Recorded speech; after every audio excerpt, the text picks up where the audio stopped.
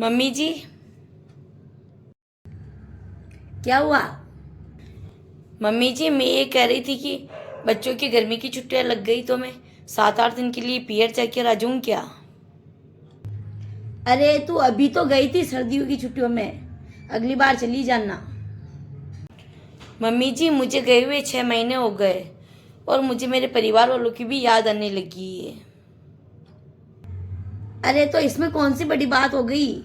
याद आने लग गई तो फोन लगाकर बात कर ले।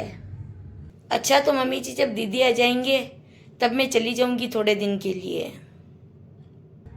और तू चली जाएगी तो यहाँ पे घर का काम कौन करेगा? अरे वो आएगी तो क्या तू उसके साथ नहीं रहेगी? वो भी तो अपन से मिलने ही आती है। मम्मी जी, दीदी तो हर 1-2 महीने में आते रहते हैं। जब वो अगली बार आएंगे तब मैं मिल लूंगी उनसे। मैं तेरी ननद को फोन करके पूछती हूँ वो कब आ रही है। उसको तो अब की बार आए 2 महीने हो गए। हेलो। हाँ बेटा, कब आ रही है तू छुट्टियों में? हाँ मम्मी, मैं छुट्टियों में शायद इस बार नहीं आ पाऊंगी। लेकिन क्यों बेटा?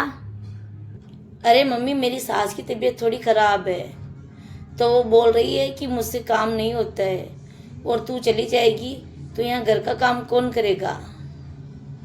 अरे तेरी सास तो तुझे भेजना ही नहीं चाहती। जब तू वहां नहीं थी तभी तो वो घर का काम करती थी।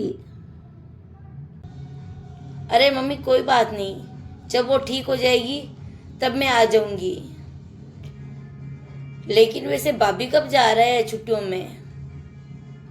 अरे वो तो जाने के लिए बोल रही थी, लेकिन मैंने मना कर दिया उसको पियर जाने के लिए।